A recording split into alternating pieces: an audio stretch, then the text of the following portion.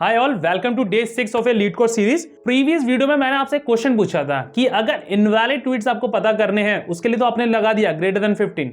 But if आपको सिर्फ valid tweets पता करने तो आप कैसे पता कर सकते हैं? मैं आपको एक हिंट देता हूं, इसके अंदर आप एक सब क्वेरी और इन ऑपरेटर का यूज करके निकाल सकते हैं चीजों को। वो कैसे करते हैं आप फिगर आउट करेंगे। अगर समझ में नहीं आएगा तो सारे बच्चे मुझे कमेंट में पूछेंगे।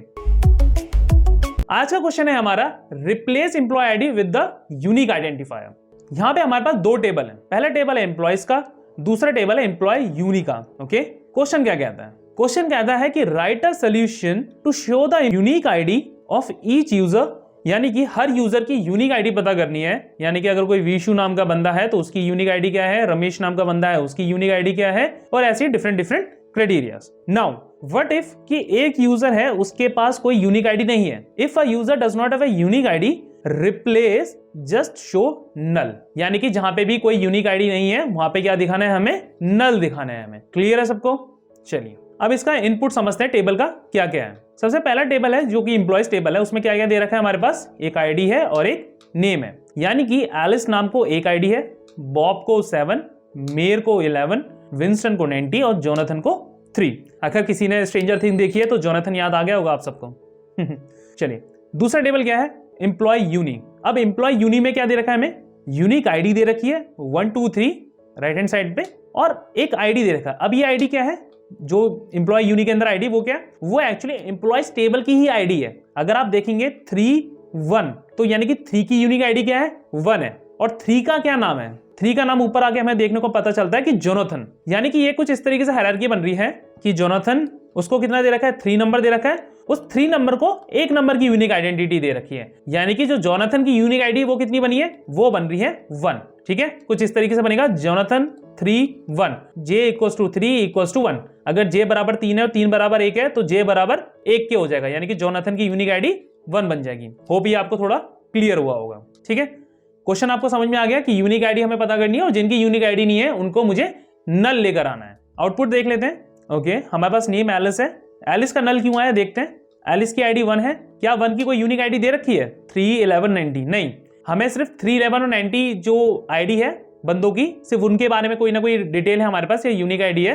लेकिन हमारे पास 1 की नहीं है, और 1 किसको रिप्रेजेंट करता है? एलिस को। तो एलिस क्या है? नल। सेम गोज विद वॉब। लेकिन जो 3 9 और 11 है, 3 11 और 90 है, विच इज जोनाथन, विंस्टन और मेयर, इन सबके लिए यूनिक आईडी हमारे पास है। जोनाथन, मेयर एंड विंस्टन, इन तीनों के लिए कोई ना कोई यूनिक आईडी है, तो ये मेरे पास नल नहीं आए। अब एक बात बताइए, अगर आपसे मैं पूछूं कि ये किस ज्वाइन का पार्ट है तो आपको क्या लगता है किसका होना चाहिए? एग्जैक्टली हमारे पास ज्वाइंस होते हैं, एक होता है inner join, right join, left join.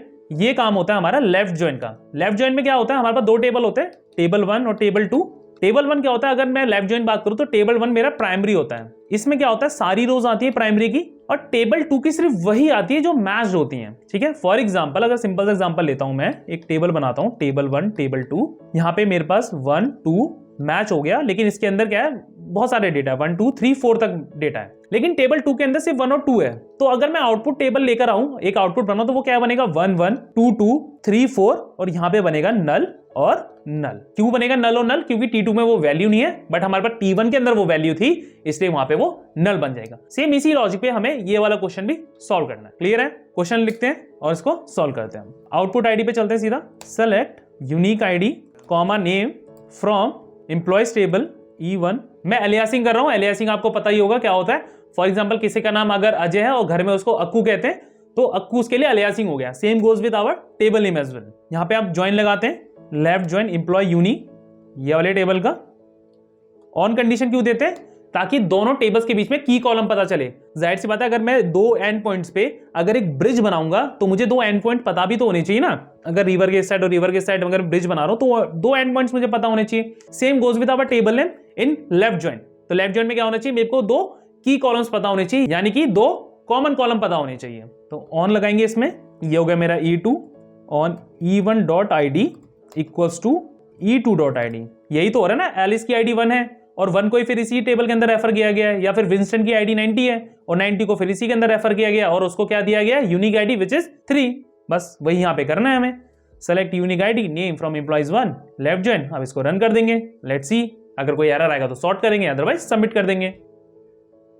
ये देखिए बिल्कुल करेक्ट हो गया हमारा आंसर। एक बार चेक कर लेते हैं आउटपुट अपना। ये देखिए null null 231 Alice Bob Meyer Winston Jonathan. अब इसको सबमिट करेंगे और सारे टेस्ट केसेस के लिए इसको पास करने का ट्राई करेंगे।